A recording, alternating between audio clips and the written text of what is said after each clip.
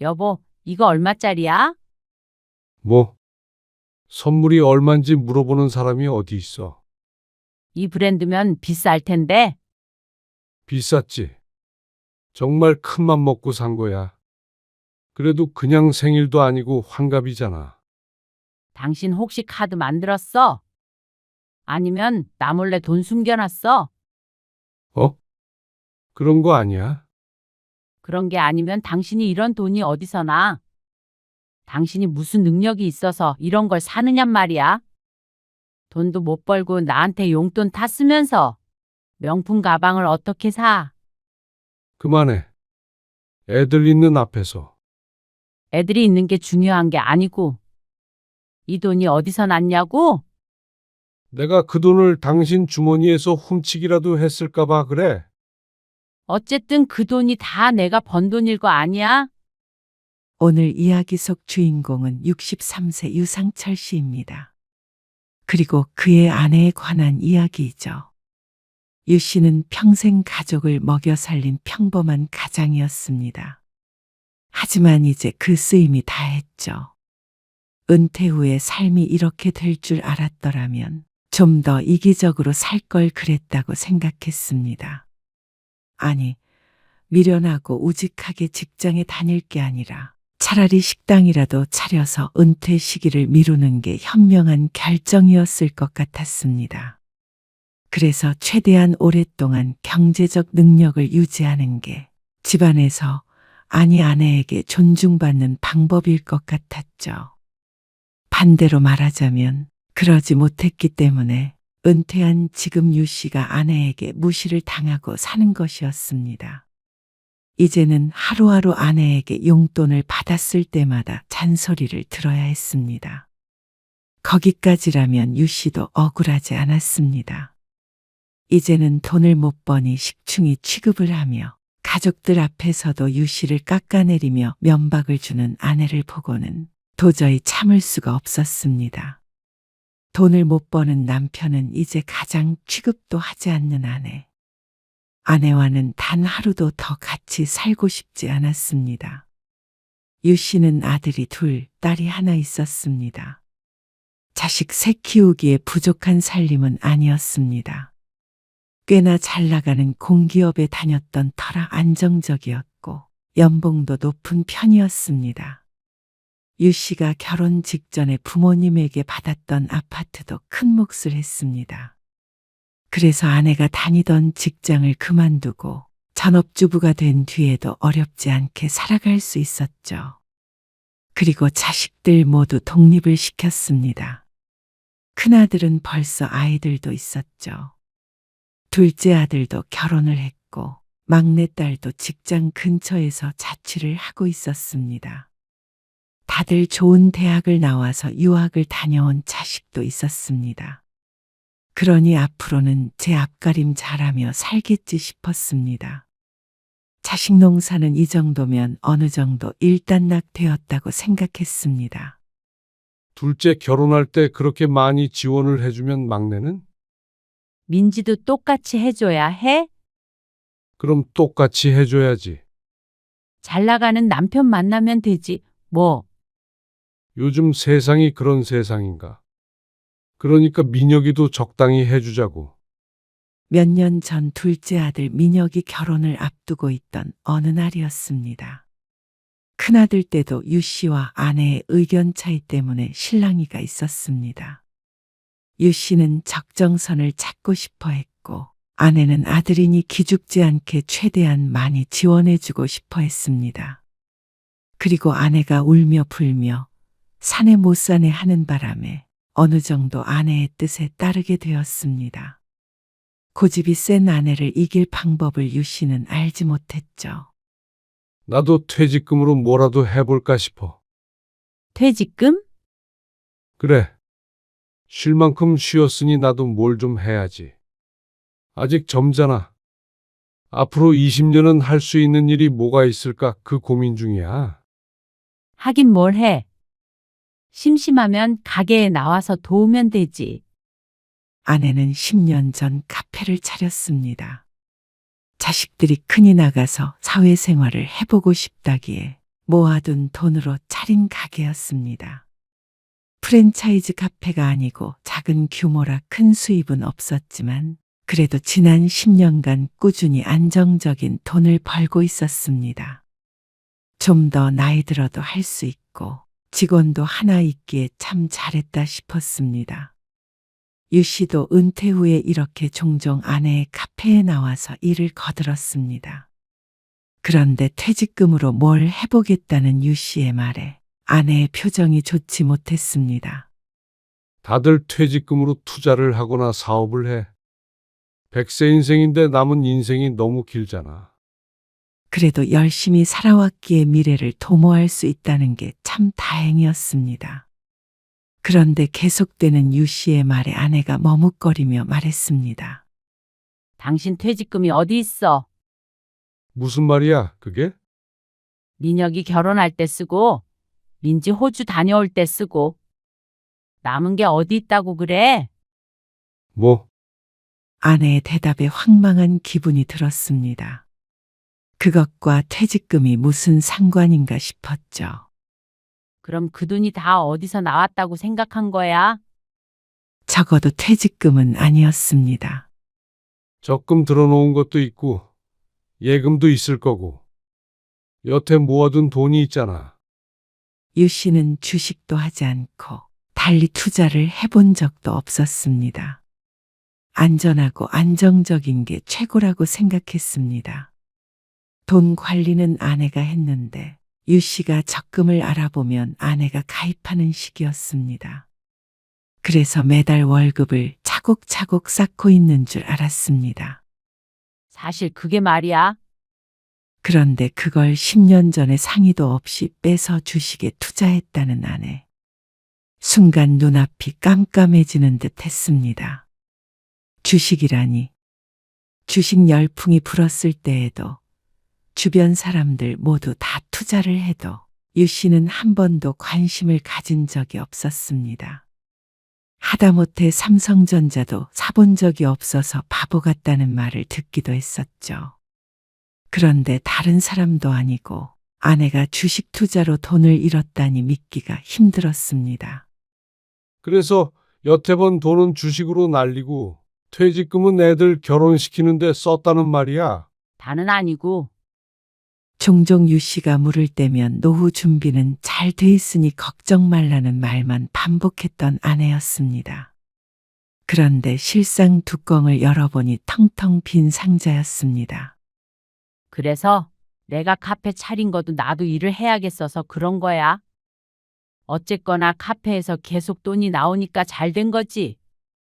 그러니까 이해해 달라는 아내. 유 씨는 큰 충격에 빠졌습니다.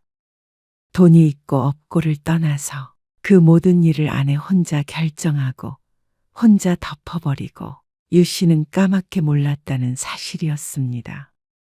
유 씨가 더 관심을 가졌어야 했던 것은 맞지만 유 씨는 아내를 믿었습니다.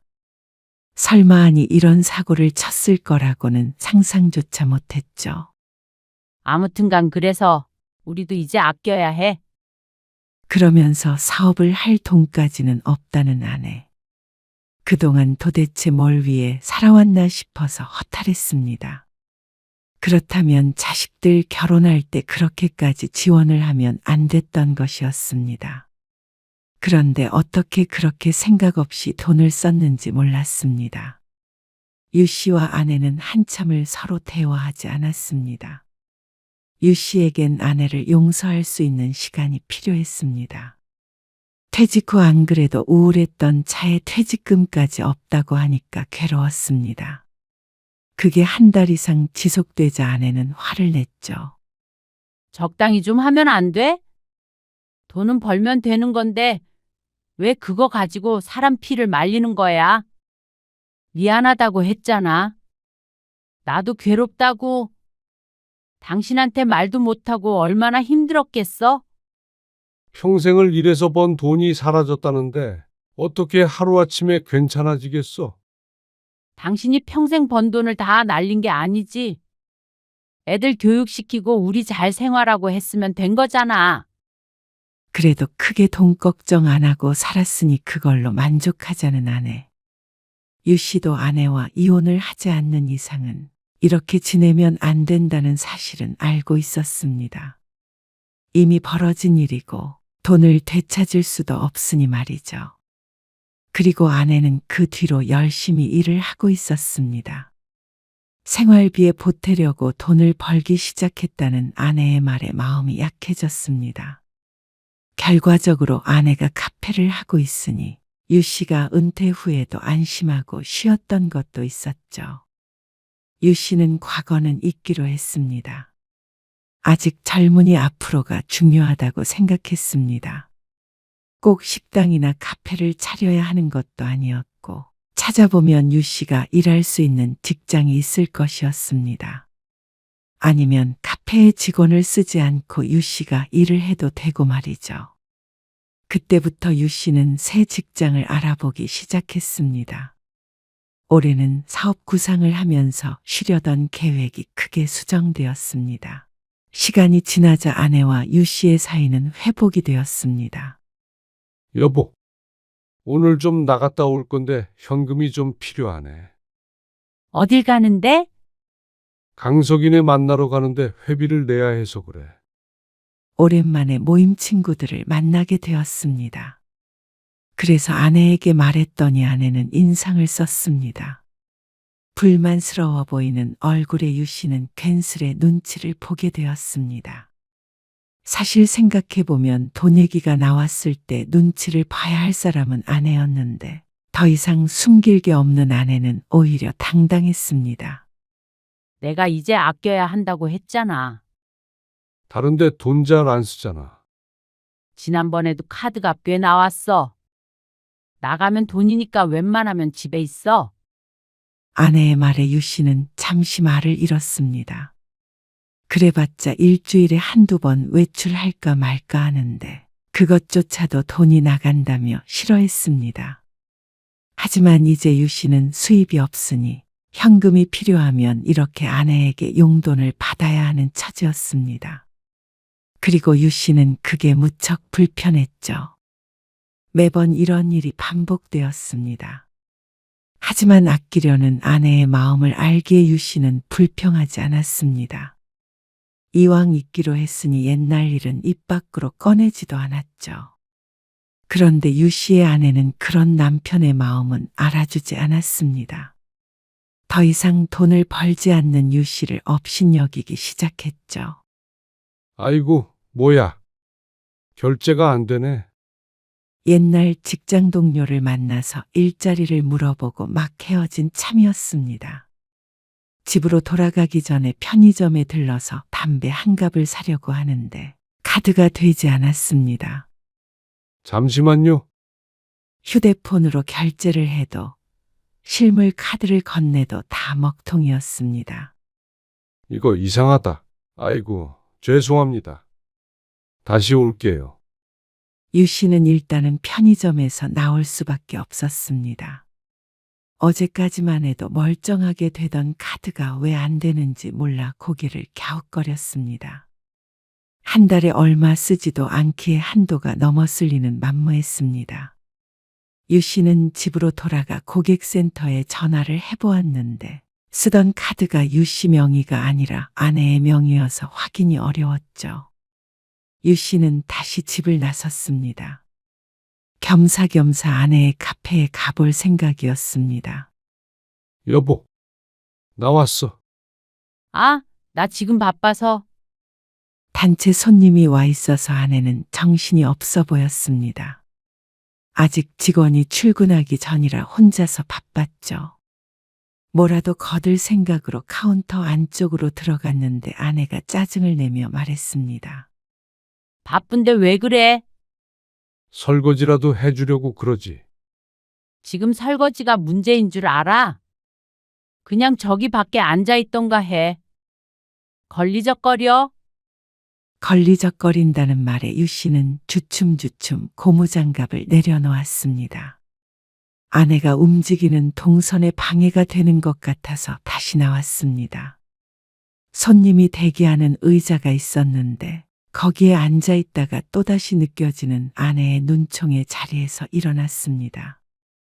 불청객이 된 것 같아서 마음이 불편해 건물 밖으로 나와 있었는데 내리쬐는 햇빛이 뜨거웠습니다.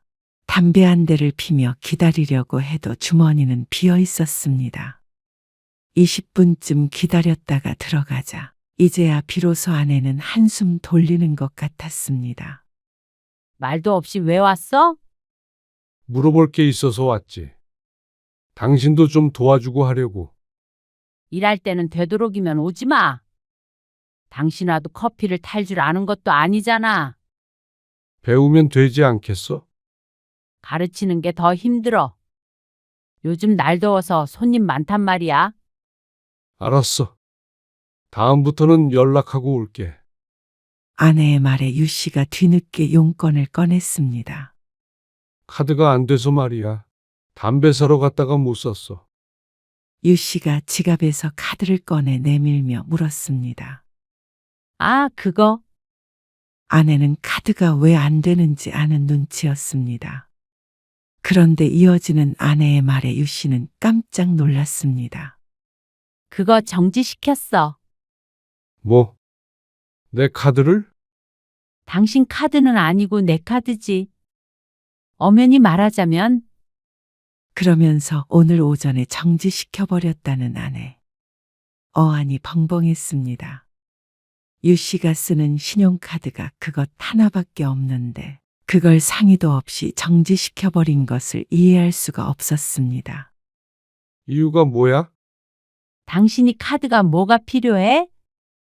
돈 필요하면 내가 그때그때 줄게. 아무래도 카드는 막 긁게 되잖아. 내가 언제 막 긁었다고 그래? 카드 없어야 돈 덜 쓰는 거야. 안 그래? 나 힘들게 일하는 거 봤지? 아껴 쓰자. 돈 없으면 담배도 피지 말아야지. 뭐, 아무리 그래도 카드도 없이 어떻게 생활을 해? 나한테 달라고 하라니까? 필요하면 얼마든지 주겠다는 듯 말하는 아내. 그게 틀린 말은 아니었습니다. 달라고 하면 주긴 했습니다. 진짜 당신 이런 식으로 돈 쓸 거야? 돈 벌 때야 뭐라고 안 했지만 지금은 집에서 놀잖아. 그러면 아끼기라도 해야지. 하지만 한번 용돈을 타려면 어찌나 많은 잔소리를 들어야 하던지.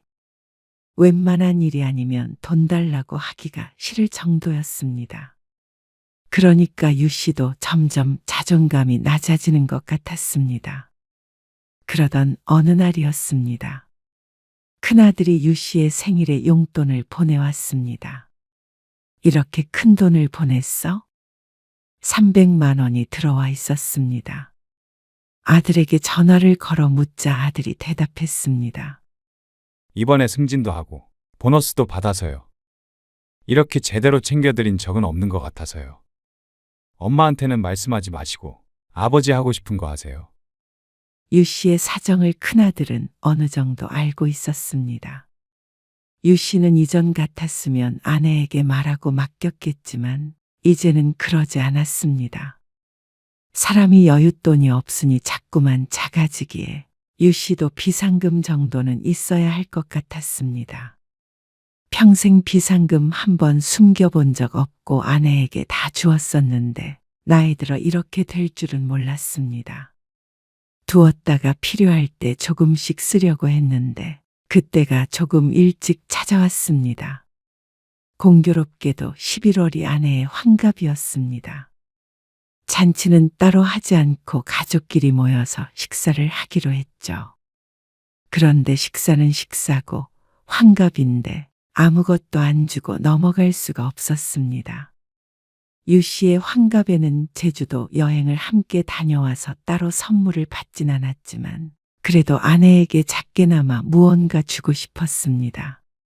그래서 백화점에 갔더니 입이 쩍 벌어졌습니다. 100만 원 정도 하는 가방을 생각했는데 유 씨가 이름을 들어보았던 가방은 전부 200만 원이 훌쩍 넘었습니다. 그래서 한참을 고민했습니다. 이게 요즘에 인기가 가장 많아요. 선물 주실 거죠? 네. 아내한테요. 어머나. 너무 좋아하시겠어요. 그 말에 유 씨는 마음을 먹었습니다. 아들이 생일에 주었던 돈을 아내의 환갑 선물을 사는데 쓰자고 말이죠. 지난달 모임에 들고 갈 가방이 없다며 투덜대던 것이 떠올랐습니다. 그러니 아내가 틀림없이 좋아할 거라고 생각했죠. 그렇게 환갑 날이 되었습니다. 자식들이 예약해둔 식당에 다 같이 모였습니다. 며느리들과 손주들까지 다 모이니 북적북적했습니다. 당신 근데 아까부터 그게 뭐야?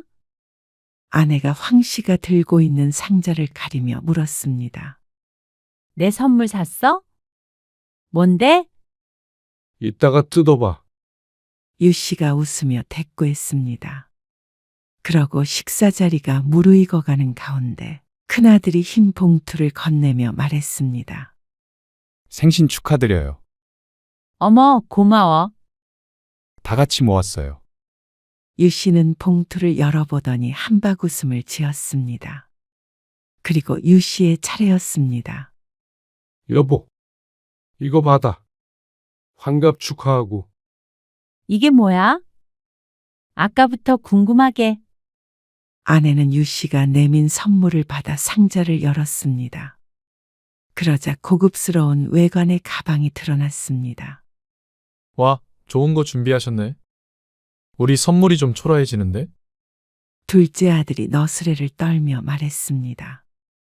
막내딸도 가방이 예쁘다며 감탄했습니다. 유 씨가 뿌듯함에 어깨를 으쓱했습니다. 그게 요즘에 제일 인기가 많은 거래. 그런데 가장 기뻐해야 할 아내가 정작 말이 없었습니다. 유 씨가 원하던 반응은 아니었습니다. 그래서 유 씨가 이상한 마음에 아내의 얼굴을 유심히 보자 아내가 심각한 표정과 어투로 말을 했습니다. 여보, 이거 얼마짜리야? 뭐? 선물이 얼만지 물어보는 사람이 어디 있어? 이 브랜드면 비쌀 텐데? 비쌌지. 정말 큰맘 먹고 산 거야. 그래도 그냥 생일도 아니고 환갑이잖아. 유 씨가 쑥스러운 듯이 대답을 했습니다. 그런데 아내가 벼랑간 화를 내기 시작했습니다. 당신 혹시 카드 만들었어? 아니면 나 몰래 돈 숨겨놨어? 어? 그런 거 아니야? 유 씨가 변명하려는데 아내가 쏘아붙였습니다. 그런 게 아니면 당신이 이런 돈이 어디서 나? 당신이 무슨 능력이 있어서 이런 걸 사느냔 말이야. 마지막 말에 유 씨가 하려던 말을 멈추고 아내를 쳐다보았습니다. 돈도 못 벌고 나한테 용돈 다 쓰면서 명품 가방을 어떻게 사? 그만해. 애들 있는 앞에서. 애들이 있는 게 중요한 게 아니고 이 돈이 어디서 났냐고? 내가 그 돈을 당신 주머니에서 훔치기라도 했을까 봐 그래. 어쨌든 그 돈이 다 내가 번 돈일 거 아니야? 당신 돈 아니야. 그러면 당신이 무슨 수로 몇백만 원이나 생길 수가 있는데 엄마, 그만하세요. 엄마, 아내의 언성이 높아지자 자식들이 하나둘 아내를 말리기 시작했습니다. 며느리도 깜짝 놀라 아무 말도 못하고 쳐다보고 있는 걸 보니 유 씨의 얼굴이 빨개졌습니다. 너무나도 수치스럽고 화가 났습니다. 사람을 이렇게 바보 취급을 할 수 있나 싶었습니다. 내가 돈 쓸 때마다 나한테 말하라고 했잖아. 나한테 타서 쓰라고 했잖아. 근데 이렇게 큰 돈이 갑자기 생겼다는데 내가 지금 안 이러게 생겼어? 용돈 타 쓰는 사람이 이렇게 경제관념이 없어. 그래서 꼭 자식들 앞에서 사람을 무슨 기생충처럼 취급해야 했어? 그게 아니라 내 돈으로 당신 돈 아니라고 했잖아. 그리고 설령 당신이 준 돈이었어도 내가 선물 하나 마음대로 못 사는 거야. 당신 돈이니까. 그러면 당신은 왜 평생 내가 번 돈으로 살았어? 그러자 아내가 갑자기 할 말을 잃었는지 입을 뻐끔거렸습니다. 주부는 뭐 아무 일도 안 하는 줄 알아? 당신이 밖에서 돈 벌 때 나는 당신 내조하고 애들 키웠어. 그러니까 그건 따지자면 같이 번 돈이지. 근데 당신은 지금 놀잖아. 안 그래? 아내의 논리가 참 이상했습니다. 그리고 그 말을 들으니 아내가 유 씨가 은퇴한 후 남편을 어떤 취급을 하고 있는지 알 수 있었습니다. 용돈을 달라고 할 때마다 어디에 쓸 건지, 꼭 그만큼이 필요한지 꼬치꼬치 캐물으며 사람을 무시하는 것 같았는데 그게 유 씨의 착각이 아니었던 것이죠. 그렇다고 아내가 자식들 보는 앞에서 이렇게 망신을 줄 줄은 몰랐습니다. 이토록 비참하게 만들 줄은 정말로 몰랐습니다. 퇴직했다고 가장이 아니게 되는 것이 아닌데 유 씨의 위신은 그저 그렇게 떨어진 정도가 아니라 땅바닥에 내동댕이 쳐졌죠. 이런 취급을 받으려고 30년 넘게 직장에 다니며 가족들을 돌본 것이 아니었습니다. 너무 괴로워서 모든 걸 그만두고 싶은 때도 분명 여러 번 있었습니다.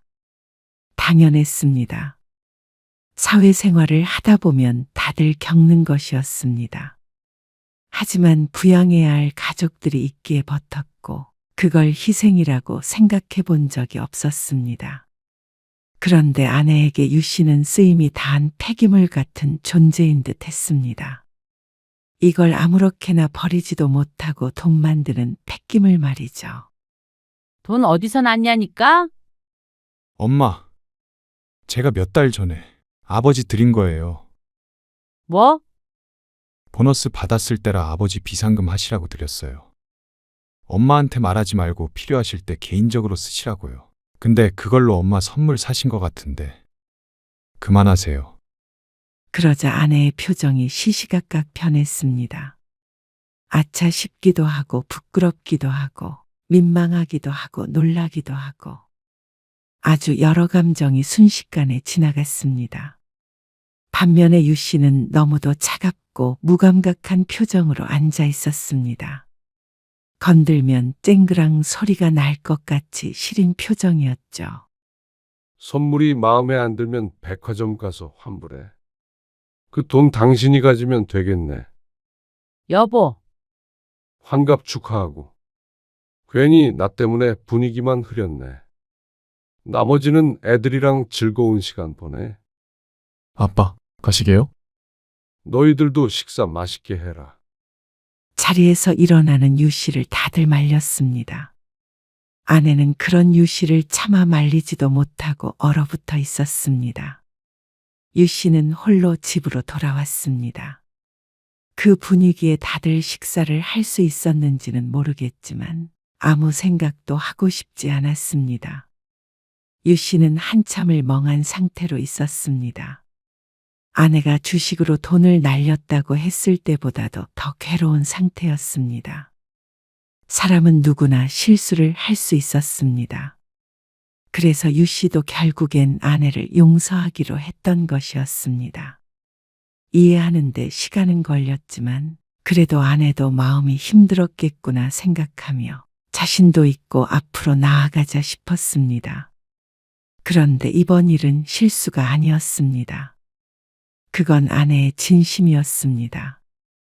그리고 그런 아내와는 앞으로 함께 부대끼며 살아갈 수 없을 것 같다는 생각을 했습니다. 돈이 문제가 아니었습니다. 인간의 존엄성에 관한 문제였죠. 자신을 이토록 존중하지 않는 사람이라면 남은 이 30년을 함께할 자신이 없었습니다. 2시간쯤 시간이 흐른 뒤에 아내가 집으로 돌아왔습니다. 손에는 유 씨가 준 가방이 들려 있었습니다.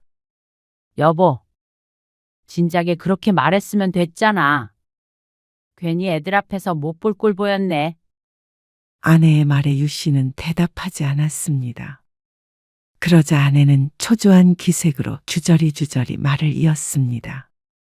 그러니까 그런 돈이 생기면 나한테 말했어야지. 그래야 오해를 안 하잖아. 나는 또 당신이 나 몰래 딴짓하는 줄 알고. 당신 돈으로? 아니 꼭 그렇다는 게 아니라 아무래도 내가 지금 이 집 가장이잖아. 그러니까 신경 쓸 수밖에 없지. 돈 버는 능력 없으면 이 집 가장도 아니다. 이거구나.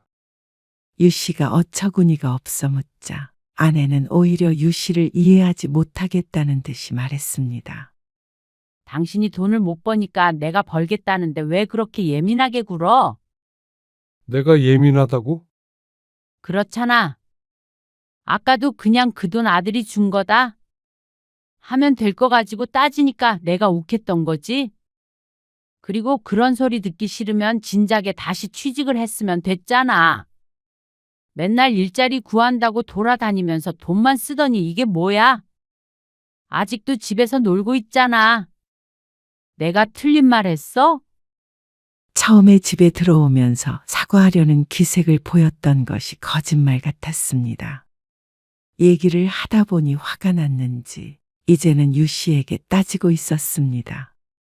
아내의 말을 들어보면 유 씨는 참 능력 없고 한심한 남자 같았습니다. 그리고 자신은 생활력 있고 헌신적인 아내 같았죠.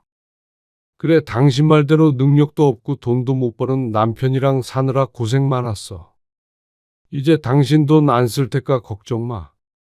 왜? 취직됐어? 아니? 그런데 당신한테 이제 손 안 벌릴게. 그러면 당신도 걱정하고 화날 일도 없겠지.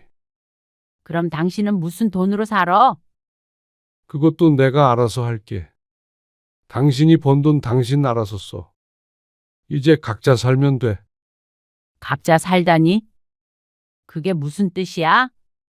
자식들도 다 키워놨는데 굳이 우리 둘이 서로 부양하느라 스트레스 받을 필요 없잖아. 이제부터는 각자 인생 살자. 따로따로. 그럼 뭐 이혼이라도 하자는 소리야? 아내가 충격받은 기색으로 물었습니다. 그 말에 유 씨는 침착하게 대꾸했습니다. 이혼을 하든 안 하든 같이는 못 살겠다. 뭐? 나랑 같이 못 살겠다고? 그래.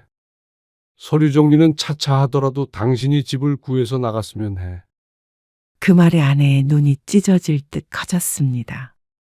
지금 나보고 나가라는 소리야? 당신이 나가는 것도 아니고 이 집이 내 집인데 왜 나가? 이 집이 우리 집이지 왜 당신 집이야? 당신하고 결혼하기 전에 내가 받은 집 팔아서 그 돈으로 산 거잖아. 그래도 같이 살았으면 내 집도 되지. 당신은 그 카페 가진 걸로 살아. 집은 유 씨의 명의였습니다. 그리고 부모님께 물려받은 재산이었습니다. 그러니 따지고 보면 아내가 더 많은 걸 챙겼다고 할 수 있었습니다. 유 씨가 번 돈은 이미 없는 것이었으니 말이죠. 하지만 아내는 납득이 안 가는 모양이었습니다. 재산 분배도 그렇고 이렇게 갈라서려는 유 씨를 아예 이해하지 못했습니다. 남자가 쪼잔하게 몇 마디 했다고 이혼을 하자고 그래? 그러니까 이런 쪼잔한 남자랑 살지 말라는 말이야. 당신도 그러면 좋은데 왜 그래? 그렇다고 이 나이에 이혼녀가 되라는 말이야? 이혼녀 되기 싫으면 그냥 따로 살기만 해. 난 못 나가. 그러면 이 집은 팔고 내가 나갈게. 뭐?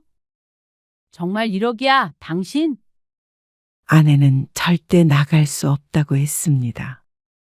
그렇기에 유 씨가 나가는 수밖에 없었습니다. 이렇게 된 이상 유 씨는 하루빨리 아내와 떨어지고 싶었습니다. 집 크기를 줄이면 아무래도 목돈이 생기니 노후 자금으로 두고 일자리를 구하면 또 열심히 돈을 벌면 됐습니다. 그러면 말년에 풍족하지는 않아도 입에 거미줄 치지는 않을 자신이 있었습니다. 아내도 카페가 있으니 어느 정도 먹고 살 수는 있을 테고 말이죠.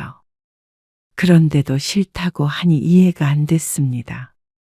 그렇게 꼴보기 싫은 무능력한 남편과 헤어지지 않겠다는 게 말이죠. 집 한 돈을 반 떼주면 나도 깨끗하게 이혼해 줄게. 그러니까 헤어지지 않는 이유는 사랑이나 정 때문이 아닌 모양이었죠. 애초에 기대조차 하지 않았습니다. 그리고 집을 아내에게 줄 생각은 더더욱 없었습니다.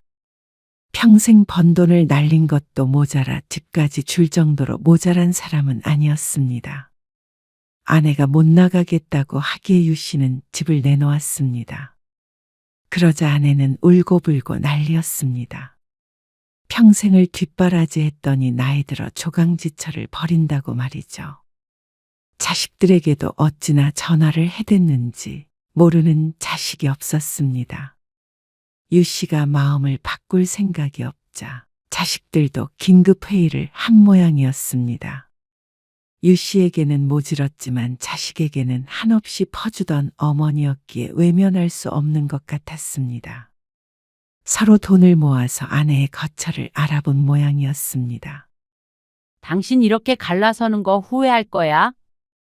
아내는 집을 나가면서 유 씨에게 악담을 했습니다. 자신을 쫓아냈다며 끝까지 화를 내었습니다.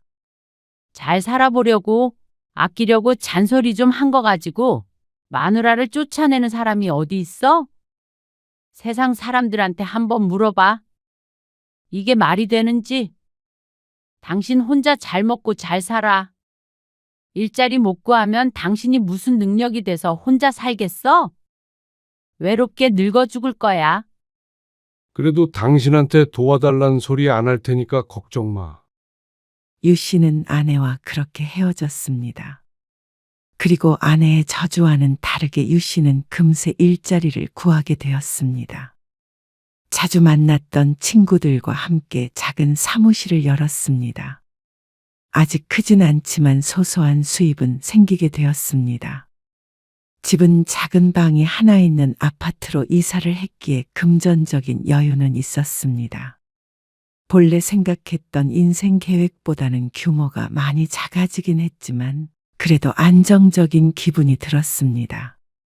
큰 이변이 없다면 이렇게 먹고 살아가지 않을까 싶었습니다. 그러던 어느 날 아내에게서 전화가 왔습니다. 이쯤 하면 되지 않았어? 당신 일자리도 구했다며? 그러면 우리가 싸울 일도 없잖아. 그러면서 다시 합치자고 제안하는 아내. 작은 집에 혼자 살며 매일 일만 하는 현실이 비참하다고 했습니다. 가정이 깨져버린 것 같다며 말이죠. 그리고 그것조차 유 씨의 탓이라고 했습니다. 당신 자격지심 때문에 이렇게 된 거잖아. 자격지심이 아니라 당신이 내 자존심을 지켜주지 않아서 이렇게 된 거야. 가족으로서 존중해주지 않으니까. 알았어. 이제는 안 그럴게. 그러니까 이렇게 살지 말고 다시 전처럼 살자. 나는 지금 삶에 만족해. 여보, 당신은 정 외로우면 자식 보면서 살아. 나는 두 번째 인생을 시작해 볼 테니까. 유 씨는 그렇게 전화를 끊었습니다. 그 뒤로 아내에게선 두어 번 더 전화가 왔지만 받지 않았죠. 유 씨도 혼자 사는 삶에 금방 적응하지는 못했습니다. 다만 바쁘게 살았기에 서서히 있는 것이었죠. 유 씨는 아내에게 말했던 것처럼 지금의 삶에 만족했습니다. 이제는 과거의 일로 아내를 원망하지도 않았습니다. 앞으로 나아갈 길이 있기에 뒤돌아보지 않고 살기로 했죠.